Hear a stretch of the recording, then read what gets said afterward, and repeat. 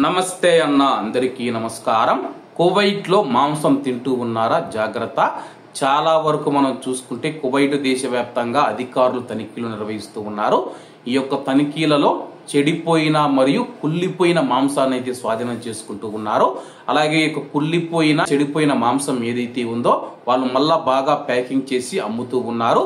స్థానిక మీడియా తెలిపిన వివరాల ప్రకారం జిలిబ్ ఆల్ సువైక్ ప్రాంతంలోని మార్కెట్ లో అమ్ముతూ ఉన్న మానవ వినియోగానికి పనికిరాని 1 టన్ను కుళ్ళిపోయిన మాంసాన్ని food and nutrition public authority అధికారులు ఆకస్మికంగా తనిఖీలు చేసి స్వాధీనం చేసుకున్నట్లు ప్రకటించారు. కలుషితమైన మాంసాన్ని తనిఖీ బృందాలు స్వాధీనం చేసుకున్నాయని చెప్పి బాధ్యులపైన చట్టపరమైన చర్యలు ప్రారంభించామని చెప్పి అథారిటీ ఒక ప్రకటనలో ధృవీకరించింది.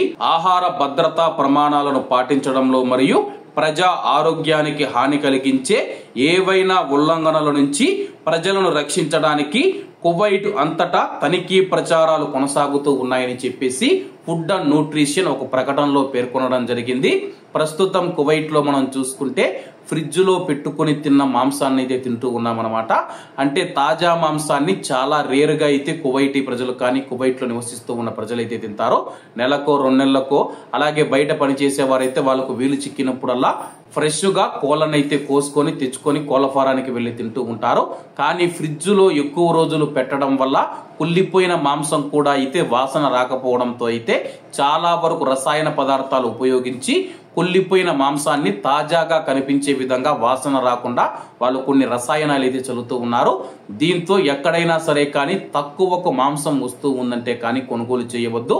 మంచి బ్రాండెడ్ మాంసాన్ని ఒక మియాఫిల్స్ ఎక్కువైనా సరే కానీ మంచి బ్రాండెడ్ మాంసం ఏదైతే ఉందో దాన్ని మాత్రమే తినండి. ఆరోగ్యంగా ఉండండి. ఎందుకంటే చెడిపోయిన కుళ్ళిపోయిన మాంసాన్ని తింటే అనేక అనారోగ్య సమస్యలు వస్తాయని చెప్పేసి వైద్య నిపుణులు కూడా హెచ్చరిస్తూ ఉన్నారు. కాబట్టి మీరందరూ జాగ్రత్తగా ఆరోగ్యంగా ఉండాలని కోరుకుంటూ అందరూ బాగుండాలి, అందులో మనం ఉండాలి. అందరికీ నమస్తే అన్న. జై హింద్.